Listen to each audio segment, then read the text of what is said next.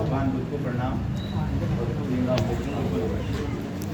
भाई ने भी बताया कि एक 26 जनवरी वाला जो किस्सा बताया, 1930 में 26 जनवरी को प्रथम स्वतंत्रता दिवस मनाया गया था कि हम उस दिन स्वतंत्रता दिवस की घोषणा करते हैं। तो अब 26 जनवरी को स्वतंत्र हुए नहीं, वो तो कब गए हम 15 अगस्त पे हो गए।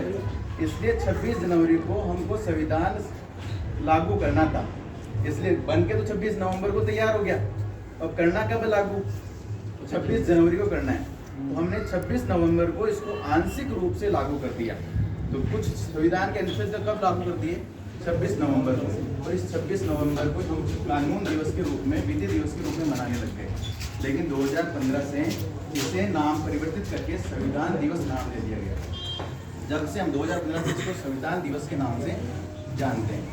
इस संविधान के निर्माण में हम मानते हैं कि बाबा साहब का बहुत बड़ा योगदान है, जो प्रारूप समिति के अध्यक्ष थे। लेकिन सूरज की रोशनी में हम तारों को भूल जाते हैं, जो हमें रात्रि में अंधकार से बचा रहे हैं और रात्रि में जो हमें रास्ता दिखा रहे हैं, हम उनको भूल जाते हैं। सूरज दिन में प्रकाश कर रहा, रात्रि में तारे हमें रास्ता दिखा रहे हैं, उनको हम भूल जाते हैं। लेकिन हमें उन्हें भी उस संविधान दिवस के दिन याद करना चाहिए। राजेंद्र प्रसाद को आप सब जानते हैं ना सब? राजेंद्र प्रसाद संविधान सभा के अध्यक्ष थे। वर्तमान में जो यहाँ लाइब्रेरी में आ रहे हैं या कुछ बच्चे बैठे हैं जो स्कूल जाते हैं, महीने में अगर स्कूल जा रहे हैं तो एक दिन एब्सेंट रह ही जाते होंगे। ऐसा कोई जो 100% प्रेजेंट रहता हो। संविधान सब बन के तैयार हुआ लगभग 2 वर्ष 11 माह और 18 दिन में। सबको ये पता होगा, 2 वर्ष 11 माह और 18 दिन में। उसमें लगभग 165 बैठकें हुई। कितनी बैठकें हुई? 165। और हाँ, 166 वो संविधान से लागू हुआ। संविधान निर्माण की 165 बैठकें हुई। उन 165 बैठकों में उपस्थित रहने वाले 100% प्रेजेंट लेने वाले कौन थे? राजेंद्र प्रसाद थे। हम आज अधिकारों की बात, दोनों भाइयों ने अधिकार की बात की। सब अधिकार की बात करना पसंद करते हैं, पर कोई कर्तव्य की बात करना पसंद नहीं करता है। हम सब चाहते हैं मेरे ये अधिकार है, मेरे वो अधिकार, मुझे वो मिलना चाहिए, हम वो मिलना चाहिए। क्या हमके कर्तव्य नहीं है? क्या देश के प्रति कोई कर्तव्य नहीं है आपका? लेकिन कर्तव्य निभाने का कोई कार्य नहीं करेगा। देखो भाई को देख लो, अभी वो घूम रहा है, इसे दिख रहा है आपको? जबकि सब बैठे हैं लेकिन वो घूम रहा है, नहीं बैठ रहा है। इसका कर्तव्य नहीं बनता कि हम शांति से बैठ जाएं, होता है ना? ऐसे बहुत सारे कर्तव्य हैं।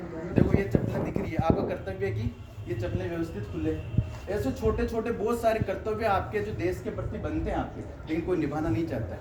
अभी हम कहते हैं भ्रष्टाचार बढ़ रहा है, भ्रष्टाचार बढ़ रहा है। क्या आपको मौका मिले तो आप नहीं करेंगे भ्रष्टाचार?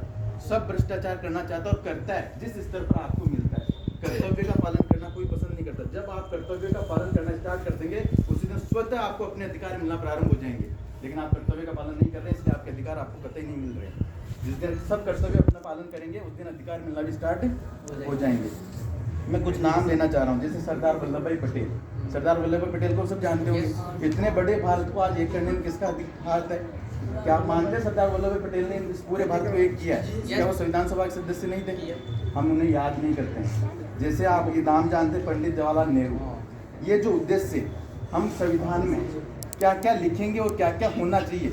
अभी जैसे किसी कंपटीशन की तैयारी करते हैं, क्या आपको सिलेबस दिया जाता है पहले? ये सिलेबस देने वाले व्यक्ति कौन थे? जवाहरलाल नेहरू।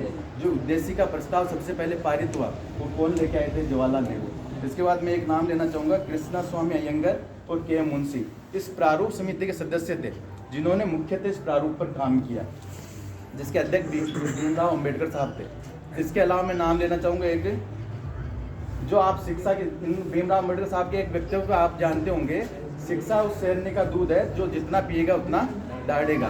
शिक्षा उस शहरने का दूध है जो जितना पिएगा उतना दहाड़ेगा। लेकिन इस शिक्षा पर जो संविधान सभा में मुख्य कार्य किया, उनका नाम है मौलाना अबुल कलाम आज़ाद। कौन है? मौलाना अबुल कलाम आज़ाद, जिन्होंने शिक्षा पर संविधान सभा में मुख्यतः कार्य किया। इसके अलावा जो ये मसौदा तैयार करके दिया है संविधान सभा में, जो ये प्रारूप बना के, पहला प्रारूप बना के जिन्होंने दिया, उनका नाम है PN राव, जिन्होंने क्या दिया है? ये संविधान सभा में मुख्य प्रारूप। अब अपने अजमेर के, क्या आपको पता है अजमेर के कौन थे जो संविधान सभा में शामिल थे? किसी एक को बताओ। मोहनलाल भार्गव। नहीं, मोहनलाल भार्गव संविधान सभा में नहीं थे। और कुछ?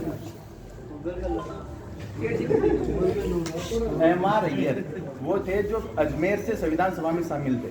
और संविधान सभा में प्रथम साइन करने वाले आप सब जानते होंगे, हमारे राजस्थान के कौन थे? बलवंत सिंह मेहता। ऐसे हमारे राजस्थान के बहुत सारे संविधान पर प्रथम साइन करने वाले, जब अंगीकृत हुआ 26 नवंबर को, जब प्रथम साइन करने वाले व्यक्ति कौन थे? बलवंत सिंह मेहता, राजस्थान के। भारत की नहीं कह रहा हूँ मैं, राजस्थान के पहले व्यक्ति थे बलवंत सिंह मेहता। तो ऐसे लोगों को हमें याद रखना चाहिए। आज हम बात करते हैं समानता की, समाज में समानता होनी चाहिए, सामाजिक रूप से समान होना चाहिए, और ये सामाजिक रूप से समानता की बात करने वाले व्यक्ति थे के.एम. मुंशी, और राजस्थान के 2 व्यक्ति थे, देशराज ठाकुर और एक व्यक्ति थे हरिशंकर व्यास, जिन्होंने सामाजिक समानता के लिए बहुत संविधान में कार्य किया और संविधान में सामाजिक समानता के लिए जिन्होंने ये प्रेरणा दी है। ये 4 व्यक्ति थे जिन्होंने सामाजिक समानता के लिए कार्य किया। इसलिए बाबा साहब के साथ साथ हमें उन व्यक्तियों को भी याद रखना चाहिए। वैसे तो बहुत सारे व्यक्ति हैं जिनके नाम यहाँ ले नहीं सकता हूँ मैं, जो संविधान सभा में शामिल थे, लेकिन सबको हमें याद करना चाहिए।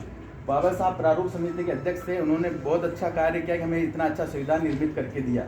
इसलिए मैं इतना ही चाहता हूँ कि आज संविधान दिवस के दिन आप सब संकल्प लें कि मैं अधिकारों के से पहले मैं अपने कर्तव्य की बात करूँगा, और इसके साथ मैं अपनी बात को विराम देता हूँ।